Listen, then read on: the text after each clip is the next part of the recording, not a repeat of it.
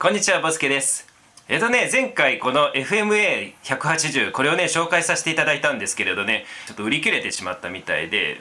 私もね早くねこの望遠鏡をね買ってよかったなと思います。もしね売り切れた後だったらねこの動画作れなかったですしね。ということでね、すごいね人気をね誇っていますねこの FMA180。今回は天体写真性能について、性能レビューですかね、そこら辺を中心にお伝えしていきたいと思います。オープニングデモの後に前回ねちょっとねアップし残してた部分を紹介してから性能レビューに入りたいと思うのでよろしくお願いします。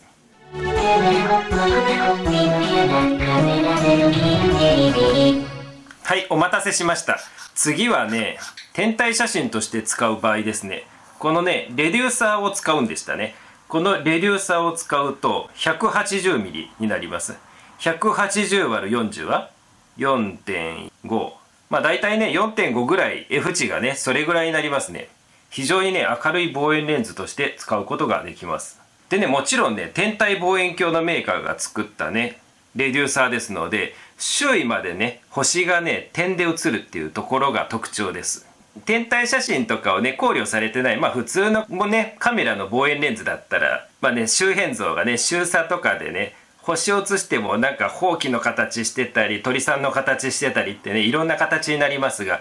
このレンズを使えば周辺像も点で映るということですね。それがねこの望遠鏡の魅力なんですよ。はい、それではねその魅力というものをねスペック値ではありますが紹介していきたいと思います。まずねこれがねホームページで示されている光路図ですね。レデューサーを入れた光路図です。レデューサーを入れてない場合がこんな感じになりますね。これはね私がちょっと補ってみました。まずはね焦点距離は伸びるんですが、暗い望遠鏡になるっていうところ以外にもちょっとこの図をご覧ください。このね像を結像する範囲をイメージサークルっていうんですけれど、中心付近で結像する場所と周辺付近で結像する場所っていうのはね実はちょっとね差があります。これをねつなげるとねこの通りちょっとね像面がね湾曲しちゃうんです。これをね像面湾曲っていうんですけれど、そういったものをなくすためにねこういうレデューサーっていうのでフラット化するわけですね。で同時に焦点距離も縮めてやります。基本的には焦点距離を縮めないものはフラットな、焦点距離も縮めるものはレデューサーと呼ばれています。でこの図にあるんですが、ここのね黄土色の線、ここが光がね結像する範囲を示しています。これをねイメージサークルと言いますね。でねこのイメージサークルっていうのはね今これちょっと横から見てるんですが、正面から見るとねこのように円となってます。文字通りサークルですね。でこの円の直径が 44mm となってます。この 44mm って何ぞやっていうと、実はね一眼レフのフルサイズのイメージセンサーの大きさがね横が 36mm 縦が 24mm で、このね 44mm の円の中にすっぽりと収まる大きさとなってます。逆にこのねイメージサークルの大きさを確保しないと、フルサイズのねカメラで写そうとするとね周辺が消えられちゃうっていうことなんですね。ということでこの望遠鏡はレデューサーを使えばイメージサークルが 44mm になるっていうことですので、消られないで写るということなんですが、消られないで写ったとしても星がねちゃんと点になって写るかどうかっていうところなんですが、それがねこれもね公開されている資料ですが、これをねちょっとパッと見た感じね何を書いてあるかわからないという方もいらっしゃるとは思います。これがね先ほどの図に戻ってちょっとね十字線を入れたものなんですが、だいたいねこの赤い点と点の間が横はね 17.996mm、 縦はね 11.997mm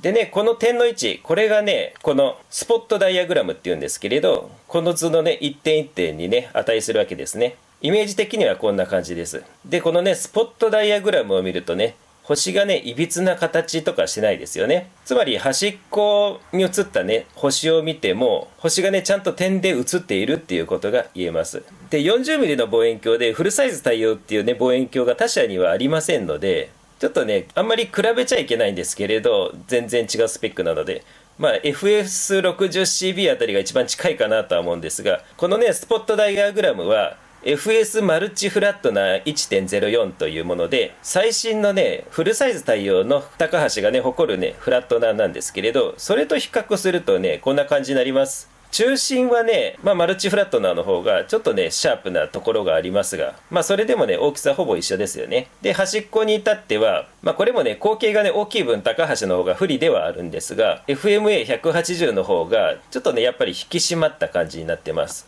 簡単に言っちゃえば高橋が誇るねフラットナーとね同等な性能を持っているっていうことが言えますね、これで。あとはね実際ね映してみないとわからないんですけれど、スペック上ではねこの通りね良好な像を得られると、そういうことが読み取れるわけです。では最後、実際ねフルサイズカメラの K1 でフラットをね撮ってみた画像なんですけれど、このね左側のね等高度曲線見てくださいよ。すごいね同心円で波紋状になってますね。非常に綺麗な円です。これがね同心円になってるとソフトでね例えばフラット補正しようと思ったらすごい楽にできるんですね。これがねいびつな形になっちゃうとねなかなかフラットっていうものが、フラットフレームというものを用意してフラット補正、要するにね除残処理をしないといけないんですけれど、そうした天体写真のねちょっと上級者のテクニックを使わないでもソフトの補正で十分ねフラットが補正できるといったような感じになってます。で周辺のね光もね中心に対してねだいたい 85% しか落ちてないですね。本当に端っこの部分でも。ですので、これはねあくまで K1 のセンサーでの話なんですが、非常に天体写真のね初心者でも画像処理がしやすいっていうことが一つ言えますね。もしねこの望遠鏡で APS-C だとかマイクロフォーサーズにつなげた場合は、ほとんどねフラット補正も必要ないんじゃないかなと思うぐらい、それぐらいね画像がね平坦になってます。ここまでがね今回ね私が説明できるところでしょうかね。あとはね実際撮影してみないとわからない部分ではあります。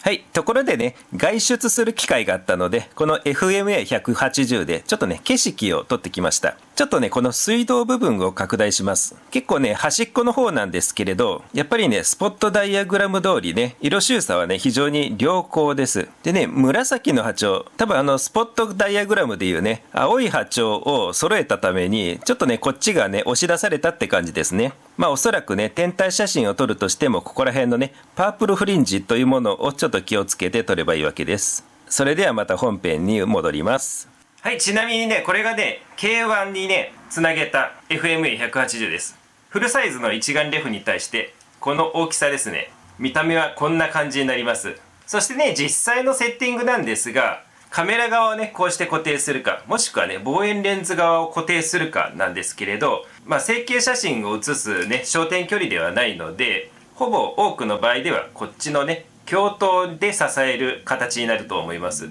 なんでかっていうとね、この回転、カメラの回転ってのが欲しいんですよ。ここのね鏡頭バンド以外にねカメラを回転させる部分はありませんので、このようにカメラを回転させるにはねこの鏡頭の方で支えた方がいいからです。で見た感じねすごい鏡頭部分が華奢に見えますが、これねかなり頑丈な筒ですので K1 ぐらいのね重さのねフルサイズ一眼だとしても十分その重さには耐えれると思います。むしろねここの T リング自分たちでね用意するこういうパーツみたいなのを強化した方がいいと思います。でその次、天体写真を写すとなるとやっぱりねフィルターがねどうしても必要になりますね。これは光外カットフィルターなんですが、 48mm のフィルターをこのようにね先端にねじ込んで使うことができます。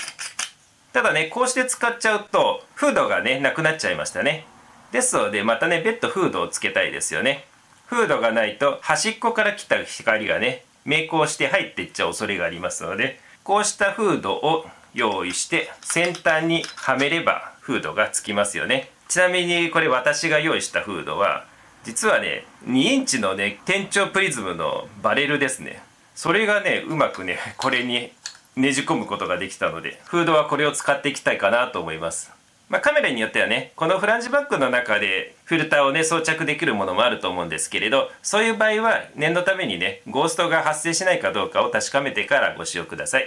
それではちょっと GP 赤道儀につけてみましょう。こんな感じですね。もし赤道儀につけた場合はカメラがちゃんと360度ね回転するかどうか確認してみましょう。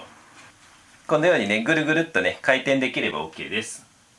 もちろんねポータブル赤道儀でもね取り付けられると思いますが、ここら辺の小型赤道儀クラス GP だとか EQ5 だとかね、そこら辺の赤道儀がいいでしょうね。バランスウェイトは 1kg ぐらいのをここら辺につければバランスが取れます。ガイド鏡をね別途含めたとしてもね結構ねコンパクトなシステムで運用できると思います。